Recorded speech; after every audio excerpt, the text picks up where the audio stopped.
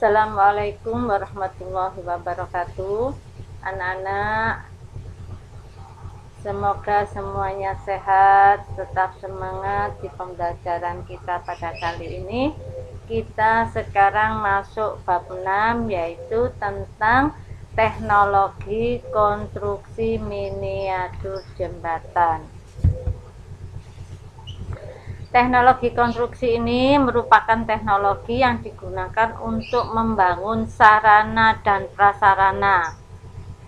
Seperti apa hasil akhir dari teknologi konstruksi ini? Biasanya berbentuk rumah, jembatan, jalan raya, rel kereta api, dan lain sebagainya. Ya, jadi anak-anak, kita sekarang akan mempelajari tentang konstruksi. Sudah paham ya konstruksi? Yaitu teknologi untuk membangun sarana dan prasarana. Untuk apa? Ya untuk manusia ini lebih memudahkan dalam menjalankan hidupnya, dalam memenuhi kebutuhan hidupnya. Sekarang kita masuk ke sejarah perkembangan jembatan. Jembatan ini sudah dikenal sejak zaman prasejarah atau manusia sebelum mengenal tulisan.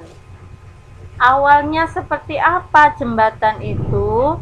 Jembatan ini biasanya awalnya hanya pada jembatan kayu, ya. Jembatan kayu untuk melintasi apa? Untuk menghubungkan, ya anak-anak, untuk menghubungkan antara daerah satu dengan daerah lain yang biasanya dipisahkan atau dibatasi oleh bukit, oleh sungai, oleh laut. Semisal kalau kita yang di Surabaya ini yang terkenal yaitu ada jembatan Suramadu yang menghubungkan antara Surabaya dengan Madura.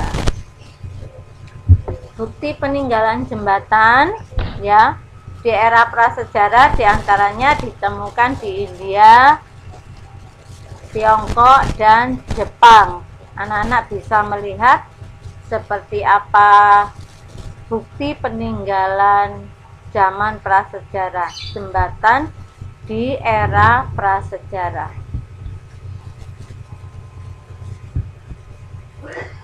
Sekarang kita akan membahas jenis-jenis jembatan.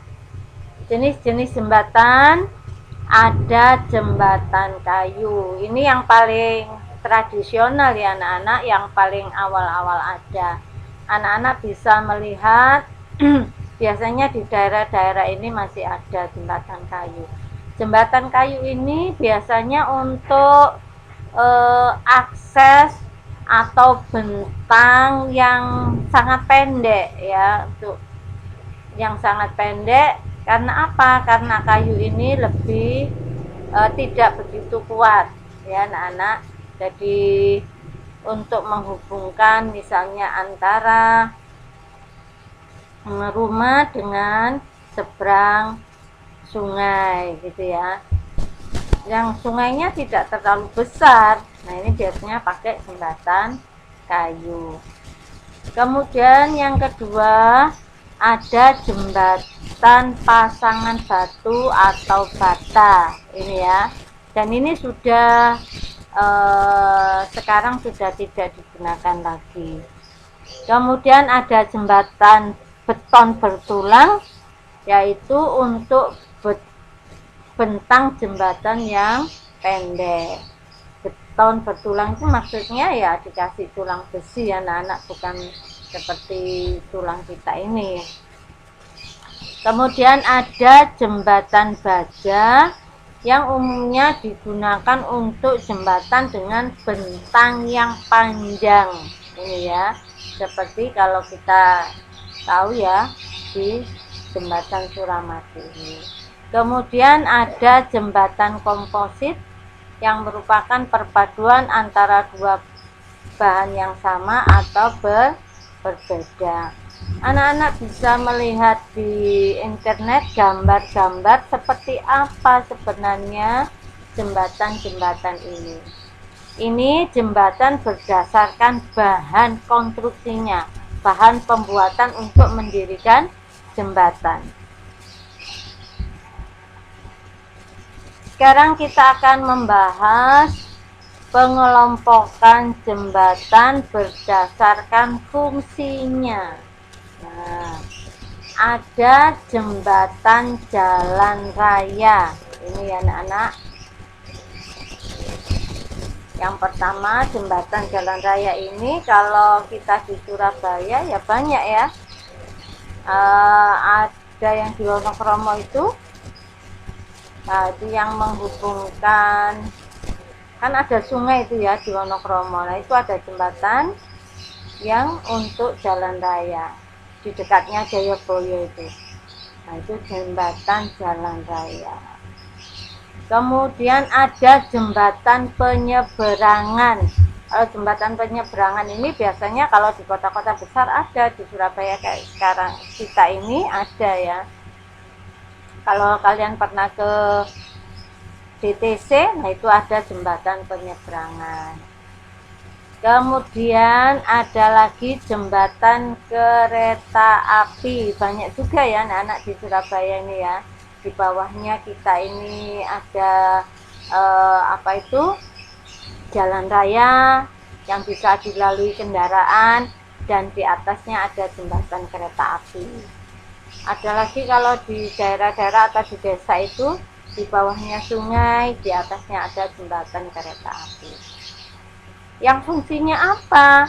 Ya ini berdasarkan fungsinya. Kalau jalan raya ya untuk dilewati kendaraan ya anak-anak, untuk aktivitas kendaraan. Kalau penyeberangan ya khusus untuk penyeberang atau penyeberang pejalan kaki. Jadi kalau membawa kendaraan tidak bisa lewat jembatan penyeberangan ini.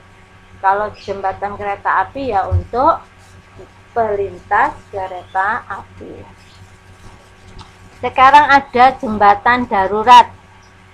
Jembatan darurat ini yang sifatnya sementara anak-anak, biasanya tidak begitu bagus. Yang penting asal kuat, bisa dilewati sementara, dan kemudian kalau sudah tidak digunakan lagi, maka jembatan ini akan dibongkar. Ada lagi jembatan kabel penahan, ini yang terbuat dari kabel-kabel besar ya anak-anak. Kemudian ada jembatan kerangka. Ini kalau anak-anak bisa lihat ya, gambarnya bisa dicari seperti apa jembatan kerangka itu. Kemudian yang terakhir jembatan beton prategang. Ini pengelompokan jembatan berdasarkan fungsi kegunaannya. Kalau jembatan kerangka ini ya mirip-mirip jalan raya ya, untuk aktivitas atau dilaluinya dengan kendaraan. Anak-anak, sampai sini yang Ibu terangkan pada hari ini. Untuk lebih jelasnya atau anak-anak pengen tahu lebih dalam tentang konstruksi jembatan ini, anak-anak bisa baca-baca di buku yang relevan, bisa lihat-lihat di internet tentang materi ini, atau kalau anak-anak mau tanya jawab boleh nanti di grup WA. Terima kasih anak-anak sudah menyimak pembelajaran kita hari ini. Kurang lebihnya mohon maaf. Assalamualaikum warahmatullahi wabarakatuh.